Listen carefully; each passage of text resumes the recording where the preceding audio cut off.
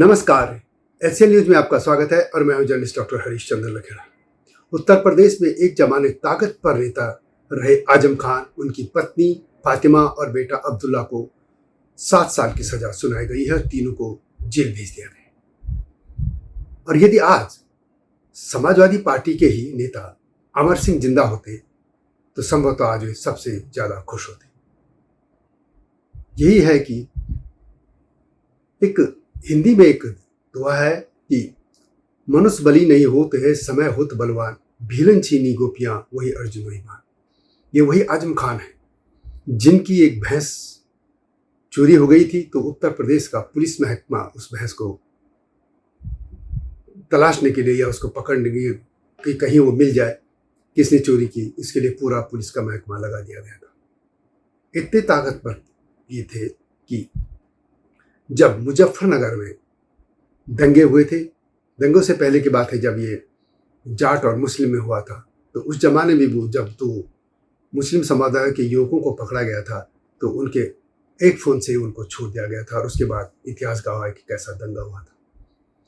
ये वही हैं जिन्होंने जयप्रदा के लिए आपत्तिजनक टिप्पणी की थी और फिर अमर सिंह के साथ को इनके साथ बड़ा संघर्ष चला पार्टी के भीतर और अंततः अमर सिंह और जयप्रदा को पार्टी से यानी समाजवादी पार्टी से निकाल दिया गया था, जबकि वे कभी मुलायम सिंह के खास चेहरों में से थे, खास लोगों में से थे अमर सिंह अब बीमारी के बाद उनकी मृत्यु हो चुकी है, लेकिन यदि आज अमर सिंह होते तो संभवतः वे सबसे ज्यादा खुश होते, क्योंकि समाजवादी पार्टी से उनको बाहर का रास्ता दिखाने में आजम खान का ही सबसे बड़ा रोल रहा है और उन्होंने मुलायम सिंह को इसके लिए मना लिया था। उत्तर प्रदेश में एक दौर वो भी था जब नंबर 2 यही माने जाते थे आजम खान, और मुलायम सिंह इनके बगैर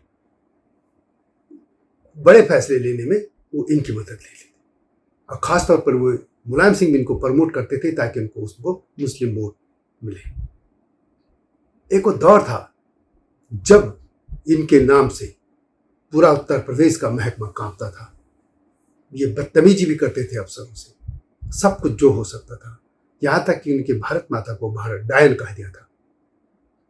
ऐसे नेता देखिए गुरूर में कितने थे, लेकिन जब वे पार्लियामेंट में भी चुन के आए थे तो वहां उनकी जो हालत हुई उसके बाद उन्होंने वहां आना ही बंद कर दिया था और एक उन पर लगभग 100 से ज्यादा मुकदमे दर्ज है।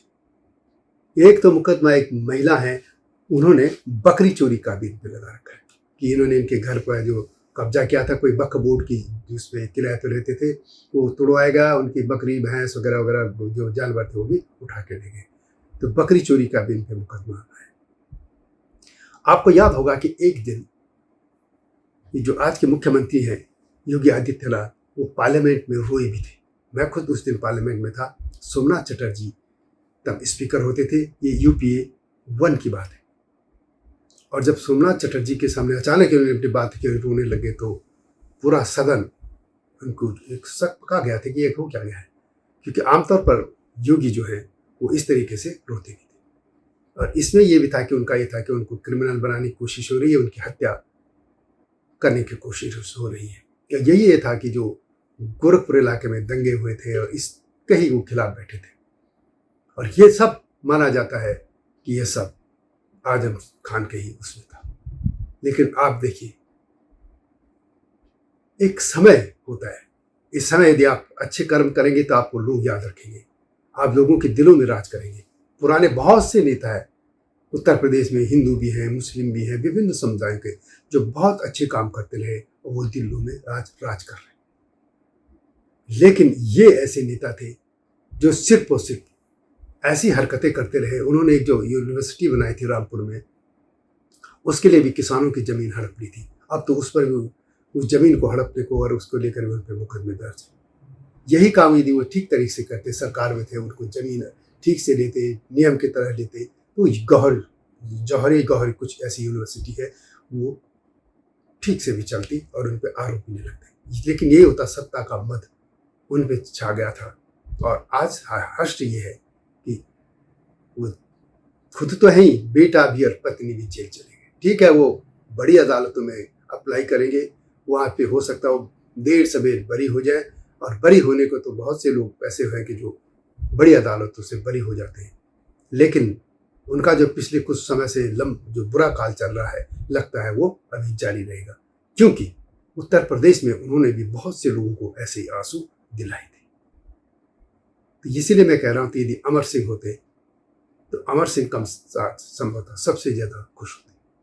और ये न्याय इसलिए मिल पाया है कि उत्तर प्रदेश में योगी आदित्यनाथ है।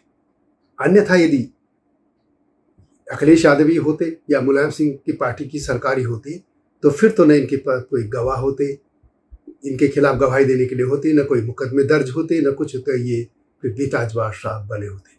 लेकिन इस तरह के लोगों का हर्ष यही होना चाहिए। राजनीति में जो लोग सत्ता पाते ही अपने पद का दुरुपयोग करते हैं, उनका एक हर्ष इसी तरह होना चाहिए जैसे आजम खान का। और संभवतः स्वर्ग में या जहां भी होंगे, अमर सिंह में आजम खान के हर्ष को देखकर खुश अवश्य हो रहा हूँ। तो ये वीडियो कैसे लगी कमेंट में अवश्य रखें और चैनल को सब्सक्राइब करना न भूलना। मिलता हूं नए मुद्दे के साथ, तब तक नमस्कार।